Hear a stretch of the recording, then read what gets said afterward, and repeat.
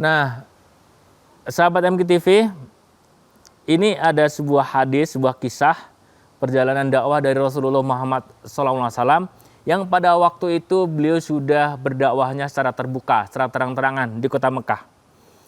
Nah, kaum Quraisy itu benar-benar merasa terancam dengan misi dakwah beliau karena satu persatu pengikut Nabi Muhammad SAW kian bertambah.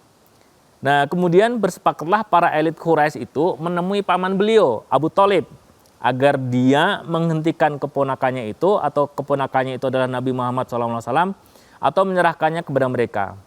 Lalu di bawah pimpinan Abu Sufyan ibnu Harb, mereka berkata, wahai Abu Thalib, kemenakanmu itu sudah maki berhala-berhala kita, mencela agama kita, tidak menghargai harapan-harapan kita, dan menganggap sesat nenek moyang kita. Soalnya sekarang harus kau hentikan dia. Kalau tidak, biarlah kami sendiri yang akan menghadapinya, karena Anda juga sejalan dengan kami. Maka cukup Andalah dari pihak kami untuk menghadapi dia. Nah, usai didatangi oleh kaum Quraisy ini, Abu Thalib datang kepada Rasulullah Muhammad SAW yang merupakan keponakannya. Dan kemudian menyampaikan permintaan dari kaumnya atau kaum Quraisy untuk Rasulullah Muhammad SAW menghentikan dakwahnya.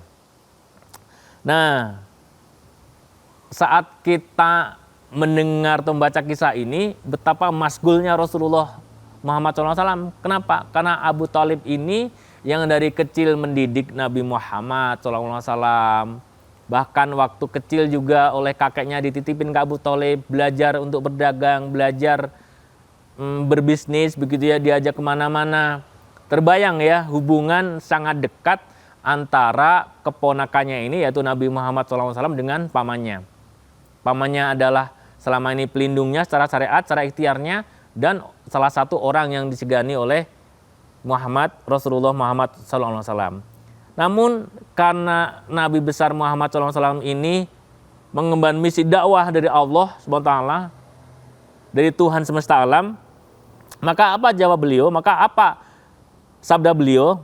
Ya pamanku, demi Allah, kalaupun mereka meletakkan matahari di tangan kananku dan bulan di tangan kiriku agar aku meninggalkan misi ini, sungguh tidak akan aku lakukan. Biarlah nanti Allah yang akan membuktikan kemenanganku atau aku binasa karenanya. Masya Allah, sahabat MKTV, terbayang tidak orang yang kita segani, yang selama ini mengasuh kita, menegur kita. Nak, udah hentikanlah dakwahnya.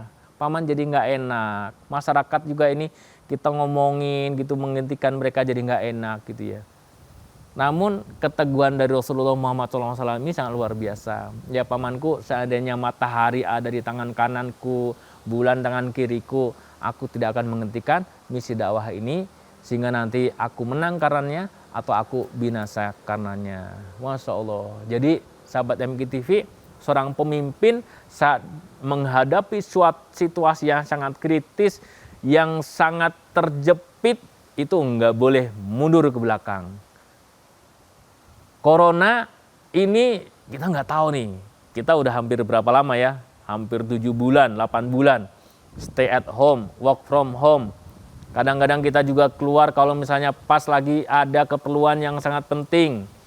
Kita syuting juga seperti ini di lokasi yang terbuka, kita jaga jarak, menggunakan masker, sering cuci tangan, bahkan kalau misalnya dari bepergian kita masuk ke rumah lagi harus mandi, ganti baju dan sebagainya. Kondisi seperti ini sebagai seorang pemimpin, kepala keluarga, kita nggak boleh nih mundur ke belakang. Kita curhat ke istri kita curhat ke anak kita gitu ya. Aduh, ayah udah capek nih, kesana kemari harus pakai masker. Kapan ya selesai? Nah, kata-kata ini membuat putra-putri kita, membuat anak kita, membuat istri kita jadi lemah. Kalau kita sendiri sebagai pemimpinnya untuk nggak bisa menjaga diri, nggak bisa menjaga keluarga kita, maka siapa lagi yang akan menjaga, begitu secara syariatnya. Maka kita harus tampil ke depan. Katanya Indonesia resesi ekonomi di September. Katanya Menteri Keuangan sudah menyampaikan akhir September ekonomi Indonesia akan masuk resesi. Sebagai seorang pemimpin nggak boleh, kita harus cari solusi, kita harus mencari bagaimana agar organisasi, perusahaan kita ataupun keluarga kita mendapatkan finansial, mendapatkan uang, sehingga apa? Sehingga bisa mandiri, teman-teman tetap bayar dan sebagainya. Boleh jadi mungkin strategi-strateginya di luar itu, di luar kemampuan kita. Namun kalau misalnya kita yakin kepada Allah, maka insya Allah segala sesuatunya ada solusinya.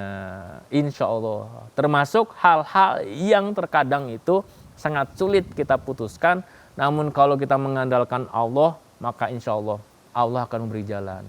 Sehingga sahabat MKTV, jangan putus asa, jangan mudah menyerah, jangan lembek.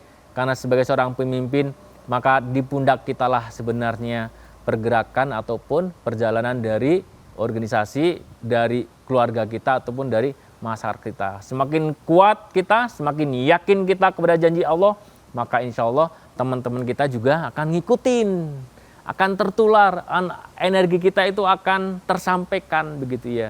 Maka insya Allah semoga kita dikuatkan oleh Allah Subhanahu wa Ta'ala. Baik sahabat MKTV, kita break sesaat, nanti kita sambung lagi, kita lanjutkan lagi. Kita jeda sesaat karena ada yang lewat yang satu ini. Insya Allah.